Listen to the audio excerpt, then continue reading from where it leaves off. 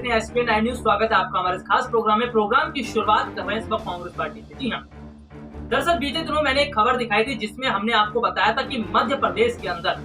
किस तरह से एक बड़ी मिसाल देखने को मिली। वहां पर मौजूदा समय में शिवराज सरकार है और विपक्ष में कांग्रेस की सरकार है, लेकिन इस बात को हटाते हुए सत्ता पक्ष और विपक्ष लोगों की मदद करने के लिए किस तरह से आगे बढ़ रहे हैं, ये बात देखने वाली थी। मैंने बताया भी था किस तरह से बीजेपी में शामिल हुए बीजेपी के दिग्गज नेता ज्योतिरादित्य सिंधिया ने न सिर्फ ज्यादा बड़े स्तर पर बेड के इंतजाम किए, बल्कि कांग्रेस की तरफ से ऑक्सीजन सिलेंडर लगातार जो मध्य प्रदेश है वहां पर मंगाए जा रहे हैं ताकि अस्पतालों को बड़े स्तर पर किया जाए और लोगों की जिंदगियां बचाई जाए। तो ये देखने को मिला था कि मध्य प्रदेश में जिस तरह से सत्ता पक्ष और विपक्ष मिलकर काम कर रहे हैं, ठीक उसी तरह से आज अगर बात करूं देश की सबसे बड़ी पार्टी कांग्रेस पार्टी अब स्थितियों को देखते हुए, जनता की परेशानियों को समझते हुए इस मुश्किल घड़ी में जनता के साथ आकर खड़ी है। कांग्रेस पार्टी के दिग्गज नेता, बड़े नेता राहुल और प्रियंका बाकायदा लोगों से ये बात कह रहे हैं कि घबराएं नहीं, ये समय है पूरी तरह से लड़ाई लड़ने का और ऐसे समय में किसी भी परिस्थिति में वो बिल्कुल भी संकट में ना आए, किसी भी तरह की परेशानी का वो सामना ना करें, क्योंकि उन्होंने साफ तौर पर कहा है कि लोगों में जो घबराहट देखने को मिल रही है और लोग कहीं ना कहीं हारते हुए नजर आ रहे हैं, तो लोगों को ना हारने की बात यहाँ पर कही गई है प्रियंका और राहुल की तरफ से। राहुल और प्रियंका की अगर मैं बात करूं तो राहुल और प्रियंका ना सिर्फ सरकारों की सच्चाई बताने का तो काम कर रहे हैं, इसके साथ साथ दूसरी तरफ वो देश की जनता के एक बड़े स्तर पर मदद करते हुए नजर आ रहे हैं। तो ऐसे में सोचना चाहिए इन सरकारों को कि जो विपक्षी पार्टियां इस समय राजनीति नहीं कर रही हैं, तो उन्हें भी राजनीति न करने की बात उन्हें भी समझनी चाहिए। अपने नेताओं को, अपने अधिकारियों को, जो मंत्री हैं उन्हें ये सलाह देनी चाहिए कि ऐसे मुद्दों पर राजनीति न करें, बल्कि विपक्षी पार्टी के नेताओं के साथ मिलकर काम करें। कांग्रेस पार्टी जिस तरह से ये बात कर रही है कि देश में बड़े स्तर पर लोगों को समझाया जा रहा है और साथ ही साथ ये भी बताया जा रहा है कि किस तरह से सावधानी भी बरती जाए, नियमों का पालन किया जाए और जो स्थिति है उसमें घबराए नहीं। संकट का ये समय है और संकट का समय चला जाएगा, लेकिन लोग जो है वो परेशान ना हो। तो ये देखने वाली बात है कि किस तरह से इस बड़े स्तर पर ये विपक्षी पार्टियां आज देश के लोगों के साथ खड़ी हैं। जिन विपक्षी पार्टियों पर सरकारें आरोप लगाया करती थी, जिन विपक्षी पार्टियों के सवालों का सरकार ये जवाब नहीं दे रही, जिन विपक्षी पार्टियों का जो सलाह है, जो निर्देश है वो सरकारों को जो दे रही है उस पर अमल नहीं कर रही है सरकारें, इस पर अब विपक्षी पार्टियां देख रही हैं और वो अपने स्तर पर काम करती नजर आ रही है। उन्हें पता है कि सरकारें उनकी सलाह नहीं मानेंगी और सरकार उनकी बात भी नहीं सुनेंगी, तो वो अपने स्तर पर चाहे फंड की बात हो या ऑक्सीजन की बात हो, तो वो खुद मदद करती हुई नजर आ रही है। तो इससे साफ पता चल रहा है कि विपक्षी पार्टियां ने जिस तरह से आज देश की जनता का वो साथ दे रहे हैं, ये बात देश की जनता देख रही है और जनता सब कुछ जानती है और समझती है। इस वक्त देश की जनता को ये पता है सरकार कितना काम कर रही है और विपक्ष क्या काम कर रहा है, तो जनता समझते हुए सारी चीजों को ध्यान रख रही है। और अगर बात की जाए तो देश का सबसे बड़ा चुनाव लोकसभा चुनाव होगा 2024 का। लोकसभा चुनाव तय करेगा कि अब की बार सरकार किसकी बनेगी और इसी बात को ध्यान में रखते हुए अगर देखा जाए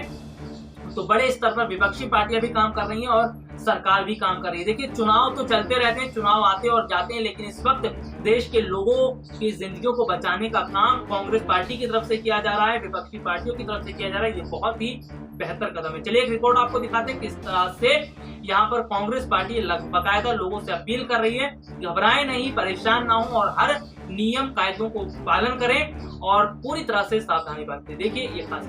देश में लगातार कोरोना की रफ्तार तेजी से बढ़ती जा रही है और मरने वालों का आंकड़ा भी लगातार बढ़ता जा रहा है। ऐसे में देखने को मिल रहा है कि जिस तरह से देश में पूरी स्थिति अस्त व्यस्त हो चुकी है, अस्पतालों में पूरी तरह की सुविधाएं नहीं है, इसके साथ ही साथ मरीजों को सही ढंग से इलाज भी नहीं मिल पा रहा है। ऐसे में देखने को ये मिल रहा है कि जिस तरह से देश की जनता परेशान हो चुकी है और लोगों की जमा पूंजी अब पूरी तरह से खत्म होती नजर आ रही है। ये सारी चीज़ें देखकर विपक्षी पार्टियां अब देश के लोगों को हौसला बढ़ाने में लगी हैं। जी हाँ, अगर बात की जाए तो जिस तरह से विपक्षी पार्टियां इस वक्त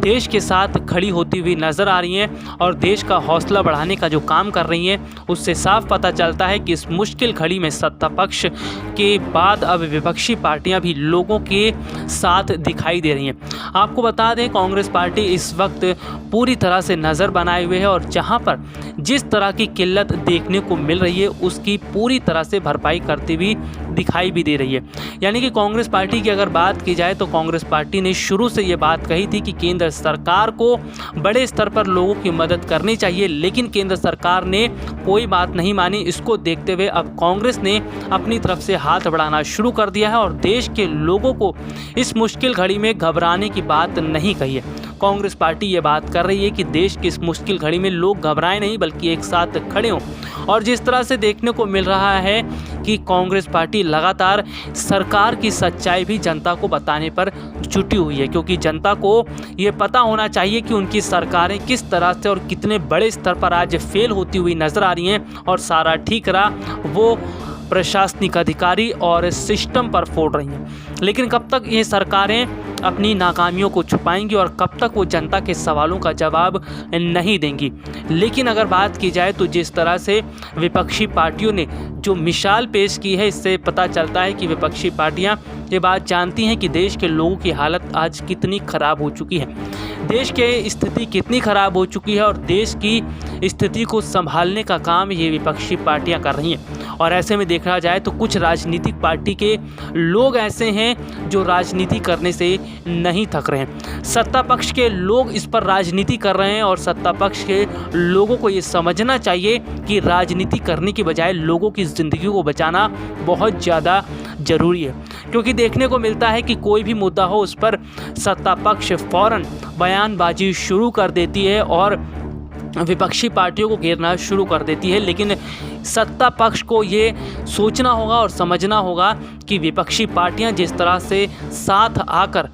काम कर रही हैं और लोगों की मुश्किल घड़ी में उनका साथ दे रही हैं, तो ऐसे में सत्ता पक्ष की जिम्मेदारी बनती है कि वो विपक्षी पार्टियों की जो सलाह है उसको भी माने और लोगों की स्थितियों को बेहतर करने के लिए बड़े स्तर पर काम करे। तो देखा आपने कि देश की सबसे बड़ी पार्टी है कांग्रेस पार्टी और कांग्रेस पार्टी लोगों से साथ आने की उम्मीद कर रही है, लोगों को एक साथ जोड़ने की कोशिश कर रही है। तो यहाँ पर सत्ता पक्ष को भी ये देखना चाहिए कि लोगों के अंदर जो स्थितियां बनी हुई है, लोग जिस तरह से आज डरे हुए हैं, इनके जो डर है इनके डर को दूर करने की कोशिश करें, ना कि राजनीति करने की कोशिश करें। अगर मैं बात करूं, बीते दिनों पीएम नरेंद्र मोदी ने मन की बात की और मन की बात में उन्होंने कहीं भी ना तो ऑक्सीजन को लेकर बात कही, ना ही उन्होंने ये बताया कि देश की स्थिति को सुधारने के लिए सरकार क्या काम कर रही है। इस पर तमाम विपक्षी पार्टियों ने सरकार से सवाल पूछा और पीएम मोदी से सवाल पूछते हुए यहाँ तक कि पश्चिम बंगाल की मुख्यमंत्री ममता बनर्जी ने ये सवाल पूछा कि आज लोगों